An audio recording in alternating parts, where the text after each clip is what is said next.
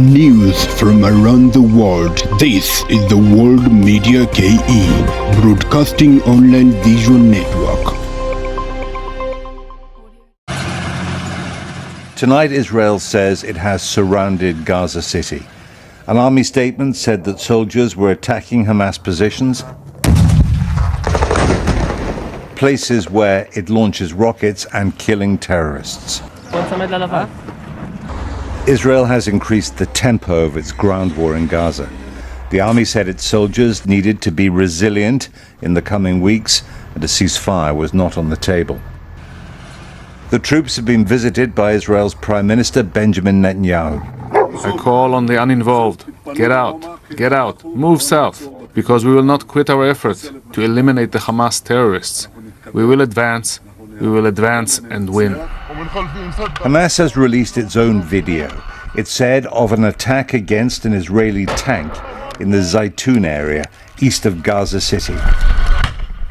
Hamas said it would make Gaza a cursed place for Israel and send more of its troops home in body bags.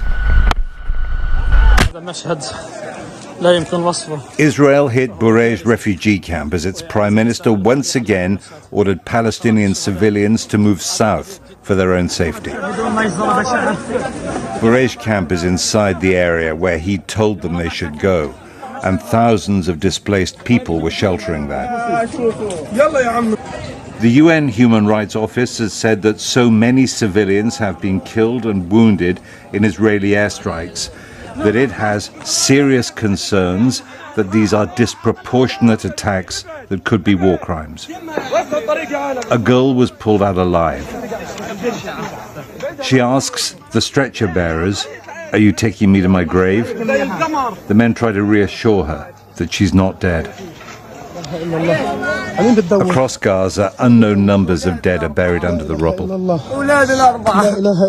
In Burej camp, he's asked who he's looking for. My four children, he says, "Oh God, why did you leave me and die?"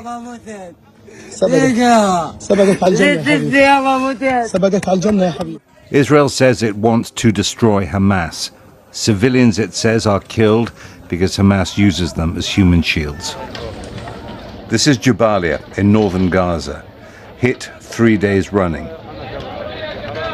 Israel defends its targeting vigorously, but it also knows that pictures like this every day make it harder for its allies to push back demands for a ceasefire. The boy is saying, "We didn't do anything wrong. We didn't do anything wrong." The UN says 22 people sheltering in 4 of its schools were killed today. It isn't clear what hit this one in Jabalia. What is clear, from the evidence and UN statements, is that nowhere is safe in Gaza. All of their days, the war follows them.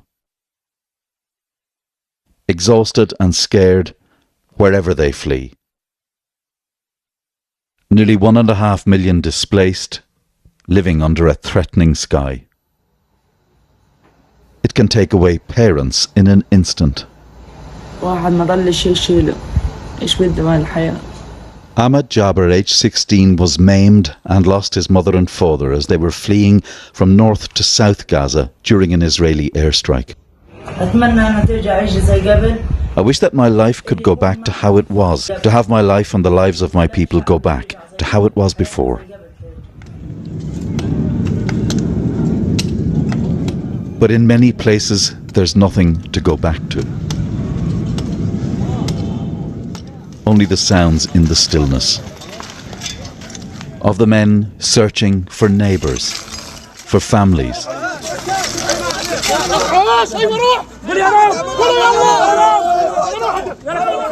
Somewhere beneath this.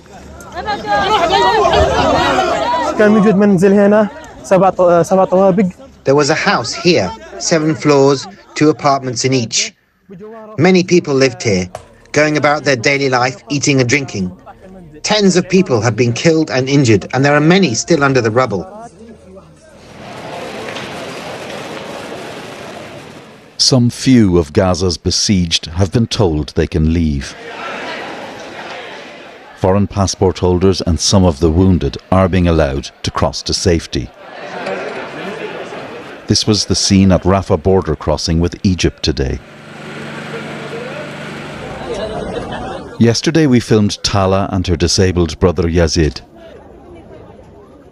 Turned back because their names were not on the list of the fortunate.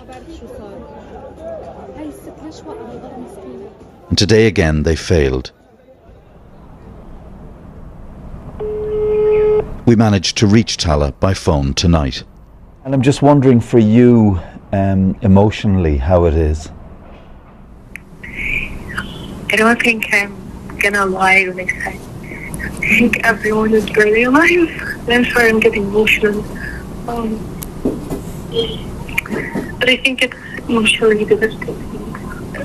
I used to really love sunsets, but I don't anymore. Because at night, the station gets really hard. Day 27, nearly a month of war, and no end in sight.